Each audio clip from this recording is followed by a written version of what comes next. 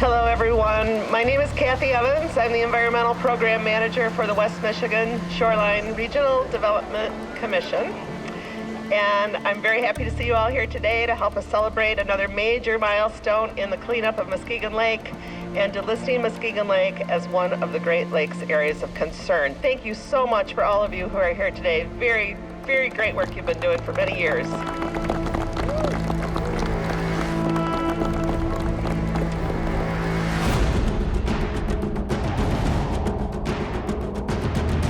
Muskegon Lake Shoreline was the place to put industry.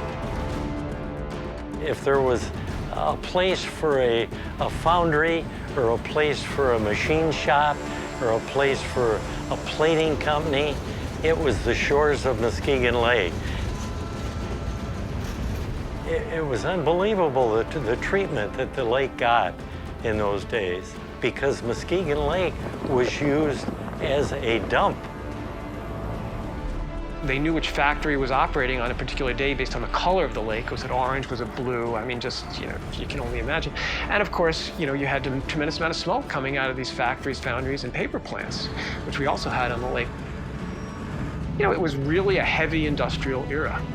We don't talk just about the windows not facing the lake, but basically the community didn't want to face the lake. We turned our backs to these lakes.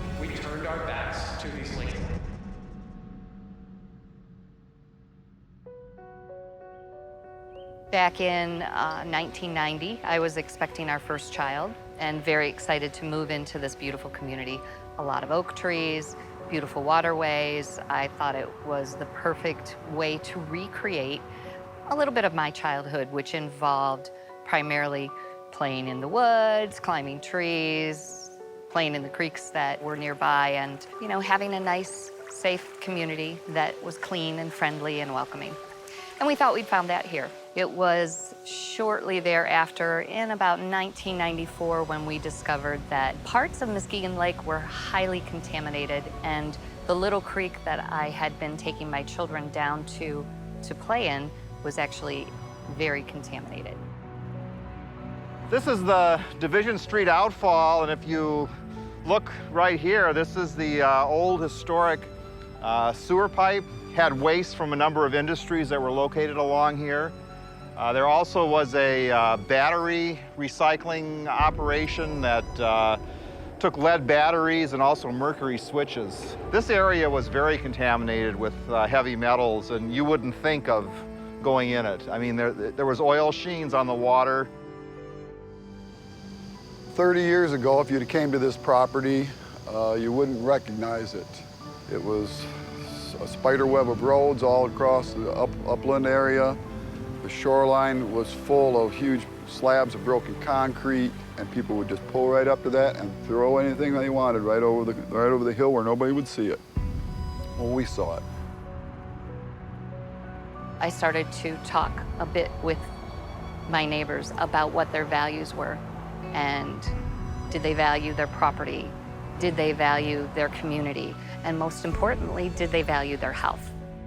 And the one thing they said, it'll never get cleaned up. And that kind of stuck. And that was the attitude in the area, that it's so bad around here that nobody's ever going to clean this up.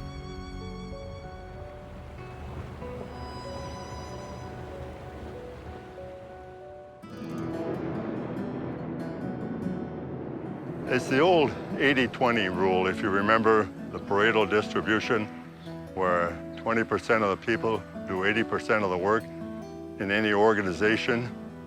And the 20% of the people that we have in this community that have tackled the environment really make a difference. We had too much pride in our community and our waterways, and we just wanted to come down and make it better.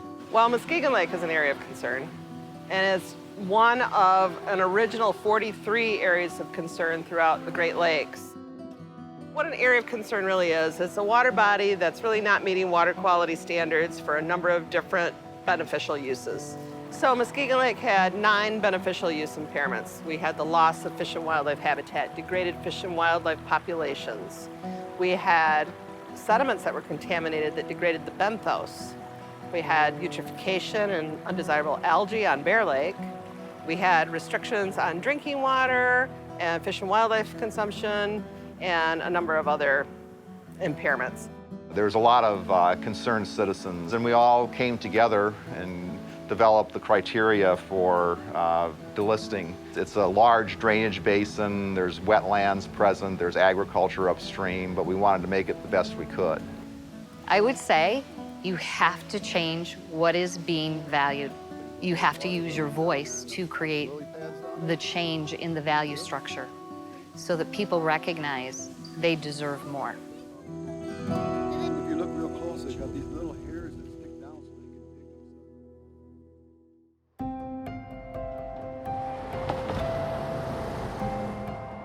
those up. If you took semi-trucks bumper to bumper from New York to San Diego and up to LA, of contaminated mud has been removed from the Great Lakes under the Legacy Act. And Ruddiman Creek was the second one of those projects. My goal was to generate enough awareness to instill the community to take an active role in their backyard. It was the convergence of the Great Lakes Legacy Act and the Clean Michigan Act. The DEQ and the EPA matched funds together to make it happen.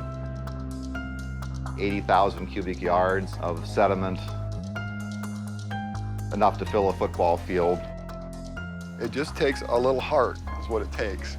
You just got to go down.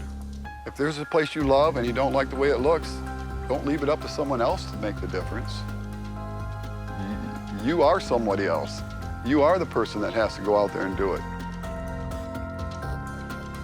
As part of the remediation, when they took all the contaminated sediment out, they did restoration. You can see nice native wetland plants that are growing here. You'd never have that before. This was all concrete and rubble.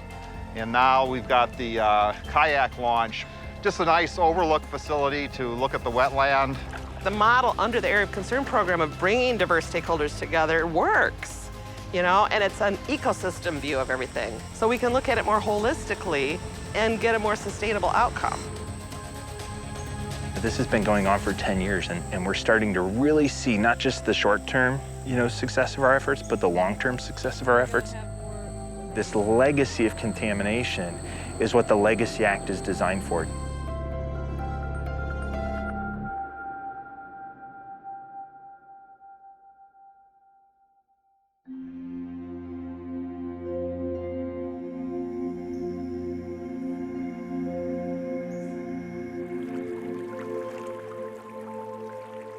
I know Muskegon years ago did not have a good reputation.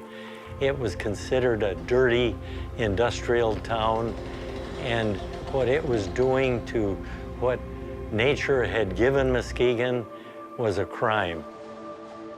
I'd like today's students, when they're asked, where are you from, to look up and say, well, I'm from Muskegon, and I'm proud of what we have in Muskegon. I think what we need to do to make this happen is to get more people out on the water. It's amazing that there are people that live 2 or 3 miles away who have never actually been to this lake. So we need to improve access.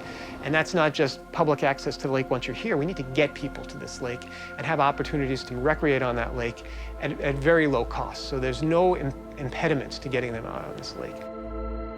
I think Muskegon stands out definitely within the Great Lakes region, but I almost think nationwide in terms of best case scenario of all the different players working so strongly together. I always love coming back to Muskegon.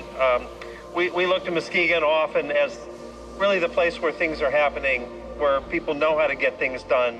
I want you to take a minute and look around at each of you and understand that progress takes a set of relationships. Here at this site and across Muskegon, across Michigan, and across the Great Lakes, we get to hand our children and their children something different and something better than was handed to us.